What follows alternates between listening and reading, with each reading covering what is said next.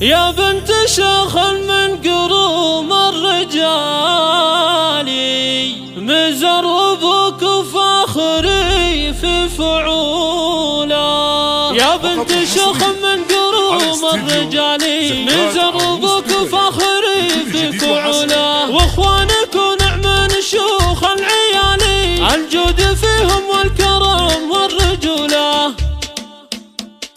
فاطمة واسمك ارتقي للمعالي، تقدمي واخذي وسام البطولة.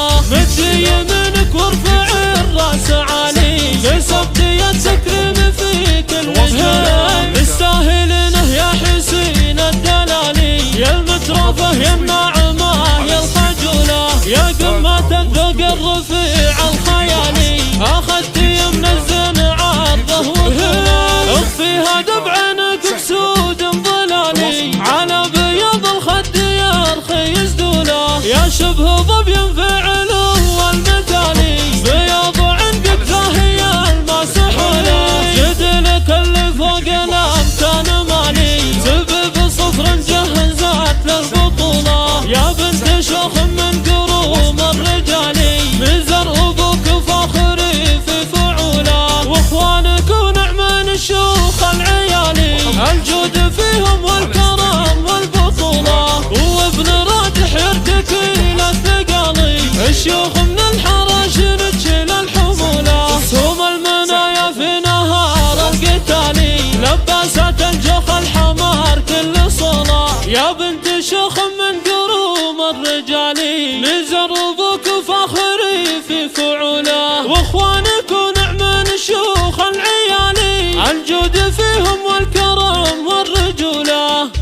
فقط وحصريا فاطمة واسمك ارتقي للمعالي، تقدمي واخذي وسام البطولة. مد يمينك وارفع الراس عالي، كسبتي التكريم في كل جولة. تستاهلينه يا حسين الدلالي، يا المترفة يا الناعمة يا الخجولة. يا قمة الذوق الرفيع الخيالي، اخذتي من الزين عرضه وطوله. اخفيها دبعينك بسود ظلالي، على بياض الخد يرخي يزدوله. يا شبه ظبي فعله والمثالي، بياض عنقك زاهي المسحوله. جدلك اللي فوق الامكان مالي، سبب صفر جهزت للبطوله. يا بنت شيخ من قروم الرجال، مزر ابوك فاخري في فعوله. واخوانك ونعم شيوخ العيال،